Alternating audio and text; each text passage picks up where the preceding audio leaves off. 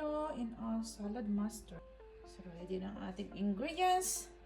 Langka, kamote, banana saba, and ang ating flour. Bilo-bilo glutinous rice. Yan, this one is coconut milk and coconut cream. Init na tayo ng tubig. Yan, lagay-lagay na tayo ng ingredients. Yan, nalagay ko na tong water dito. Tsaka yung aking gata. At tsaka yung, hindi ko pala pinakita kanina. Yan, nasa ko na niluto. Sabi nila, pagka umangat na daw, yung mga ganito, bilo-bilo niya, luto na siya. Yan. Lapit na siguro maluto. Hintayin ko na lang lumambot yung kamote. Ayan, luto na yung ating bilo-bilo.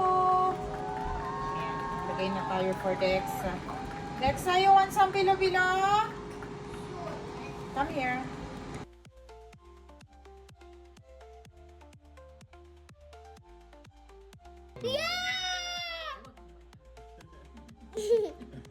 Ayan, favorite ng isang to yan. Yum! Careful kasi mainit, Dexa. Yep. Okay, happy eating!